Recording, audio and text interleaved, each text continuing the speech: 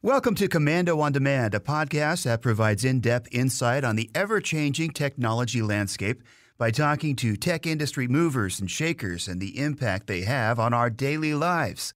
This is one of our favorite podcasts, in case you missed it, and new Komando on Demand podcasts come out every Tuesday and Thursday. And to make it easy, don't forget to subscribe to Komando on Demand so you can get the latest episode downloaded straight to your device as they come out. When I say millennials, what's the first thing that comes to your mind? Okay, it's the younger generation. Are they digital wizards? Maybe you thought non-traditional. Maybe lazy or narcissistic was the first thing you thought of. Please go away. Let me sleep for the love of God. Now, whatever you think of them, or what you want to call them, they're totally changing the workforce and the way that companies operate. In the business world here in the United States, it's the fastest growing generation. Now, they're also known as Generation Y, or Echo Boomers. This group was born in the early 1980s, all through the early 2000s. They're, for the most part, children of older Gen Xers and baby boomers. Millennials basically fall into two categories. One group is more traditional. They're career-minded. They want to make money. They want to have power at work. Let's get started. We have much work to do. The other group you probably heard more often about. They still live at home. And they are not really interested in making their mark in the world. They really want to travel the world and have fun. Sounds like a party, baby. Ooh, yeah. Like some other generations, millennials have experienced high unemployment levels due to the Great Recession. And as a result, it's kind of cast some doubt on this bright economic future, and it changed the millennials' attitudes about the workforce. Trust me, this group of young people have a set of demands, and it's nothing like previous generations. I know this firsthand. I employ, and I have employed, a ton of millennials. I'm America's digital pro, Kim Komando, and in this Komando on Demand podcast, we're going to tell you what millennials consider the ideal work environment, and how technology is giving them the ability to almost call the shots, and how employers, yes, that includes me, we're being urged to conform.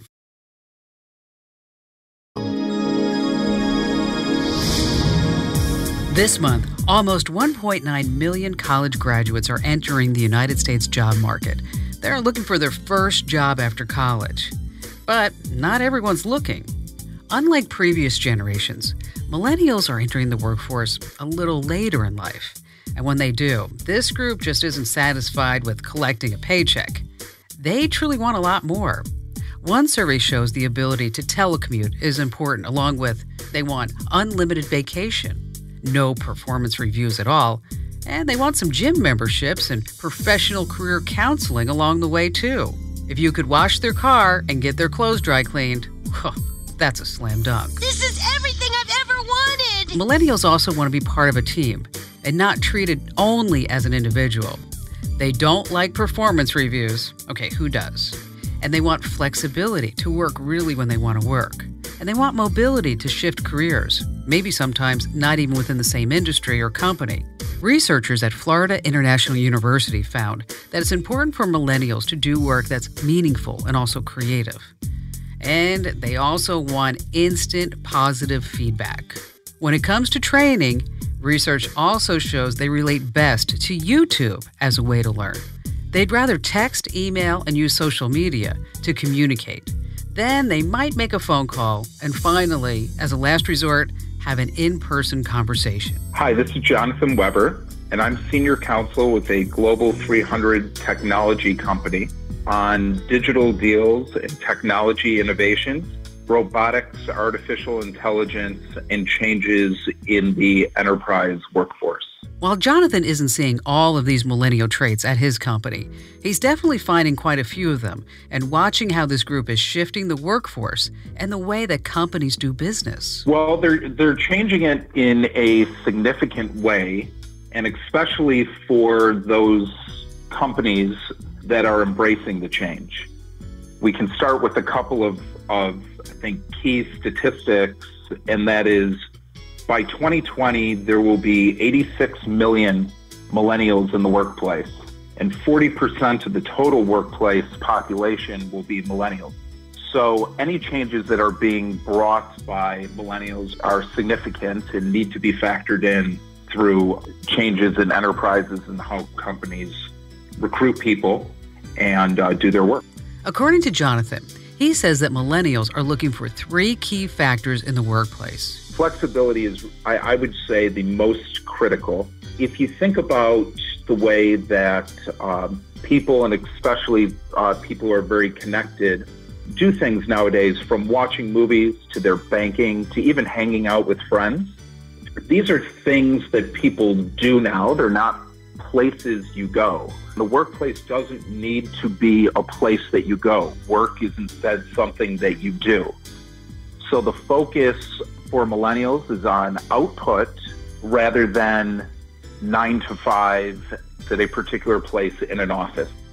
In this day and age of telecommuting, it's no surprise that number 2 on the list is mobility. But the definition goes far beyond just working from home. Mobility in the fact that people work from their devices now, whether it's a laptop, a smartphone, whatever else it is, and people are on the move. And they want to be able to move around. And because of that, when you, again, bring that into the workplace, people want the ability, they understand that they're likely going to shift careers or shift jobs throughout their career. And they want the ability to, and the opportunity to be able to shift careers, hopefully within the same organization. And finally, the third factor that millennials want in the workforce is something called interconnectedness. This is not the same as work-life balance, but people realize today that your work and your life is completely interconnected. You can't disentangle those. So people are not looking necessarily for balance. They want the company that they're working for to invest in them. So constant development, constant training in relevant skills, the ability to develop as a leader. So this is a significant shift, I think, for especially large enterprises. What about unlimited vacations? No bosses? Is all this realistic? You've seen a lot of companies, especially technology companies, but others, go to those things such as unlimited vacations, and they sort of bake those into people's compensation package. Now, I think those are fringe benefits. The idea of no boss. It's the idea of no boss in the traditional sense. People want to work and need to work in a much more collaborative fashion. Millennials want help and training in a job so they can develop their skills.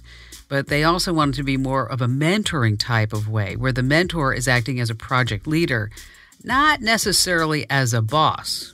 Because the idea is to be a little more fluid and to be able to move around within your organization. Your skills continue to develop. You can apply those where there's a need throughout your organization. So millennials that way can show their value as leaders and show their value in areas that are outside a specific defined role or a defined task that's overseen by a specific boss. As a Gen Xer, this is definitely a different set of expectations than what I had when I entered the workforce. Coming up, we're going to tell you how technology is influencing millennials and why many employers are totally jumping on board to please them. I don't know about you, but when I entered the workforce, had my first job, I definitely was not calling the shots. I had to adapt to the workplace, and I did what the company asked. Well, first it was IBM, and then AT&T and Unisys. I would have never thought to ask my bosses to work from home or for unlimited vacation time.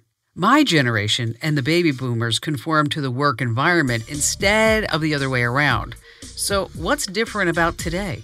I think one is that millennials have grown up at a time where they have seen a lot of significant change, especially with technology, and have seen how that has affected work in traditional jobs, large companies and corporations. The Great Recession, they saw what happened to millions upon millions of people that had dedicated their lives to a specific role at a company, saw what happened, and decided, you know what, we don't want that to happen to us. Again, going back to the key factor of interconnectedness, Jonathan says millennials want more of a purpose in life. I think that could be said for all of us. In today's world, though, it's pretty tough to separate that from work. So with this younger generation, if they need a purpose in life, they need also some purpose in their work. And since technology is changing so rapidly, companies who want to keep pace need to find people with the relevant skills. If you're static with your skill set, you will become irrelevant very quickly. So millennials see this as a way for them to totally call the shots just a little bit more. Another thing, artificial intelligence is replacing many jobs, so skills that companies are needing of workers, they're shifting. Employers are needing people with new and emerging skills, and they need to get those skilled workers up to speed quickly. And millennials, they know this, and they're using it to their advantage by making these demands. So this means that CEOs and companies need to jump on board and recognize this change, since it's only really going to benefit them. If you're a company with a stubborn attitude and you refuse to adapt to these millennial demands, it's not going to help your business very much.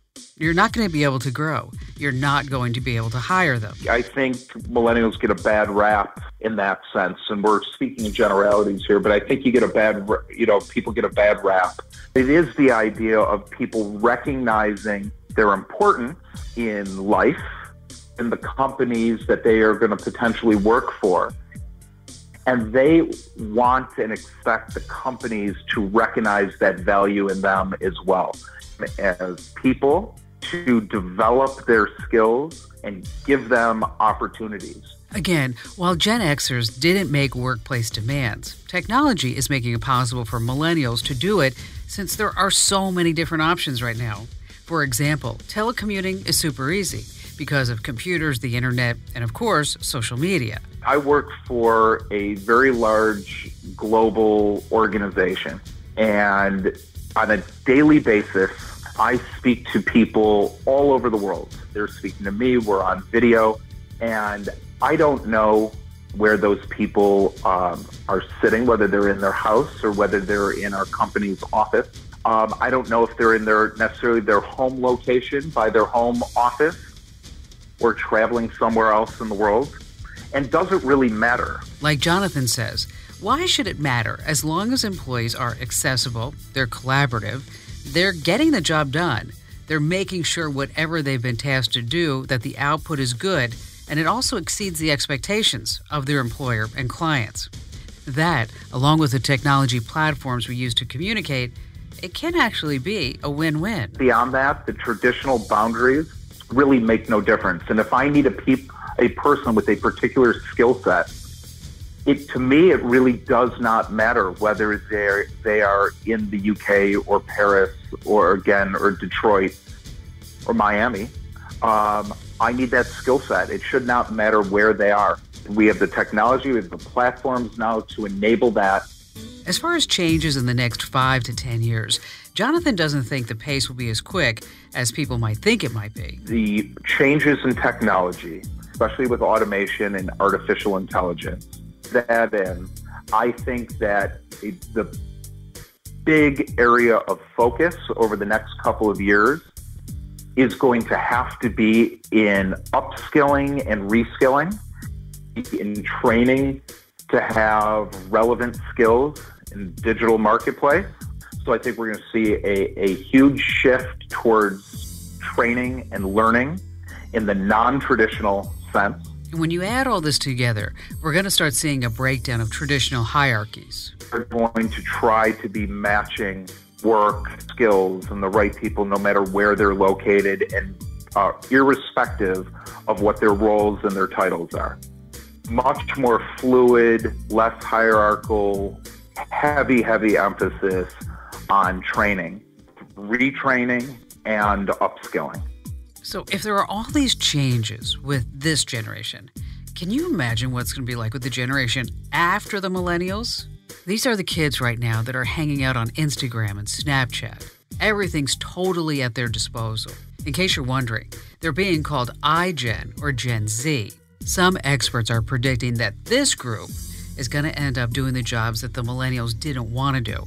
And it looks like they're going to have a better work ethic. And this could mean some stiff competition for millennials, especially those still living at home who haven't entered the workforce. As for me, I've learned some things from the millennials. I've learned to take it easy, not be so much in control, take some more breaks, laugh a little bit more.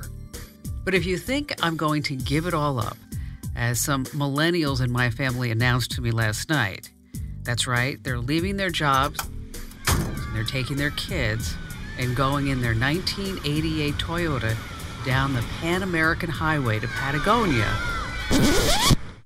That's not me.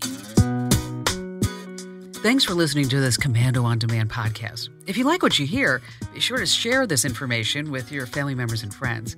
My podcasts are available on iTunes and in the Google Play Store, but the best way to listen is to get them in the free Komando.com app. Just search for Komando in iTunes or Google Play. Oh, and by the way, would you like to watch my show live or maybe on demand on your schedule? You can if you're a Kim's Club member. Learn more at club.komando.com.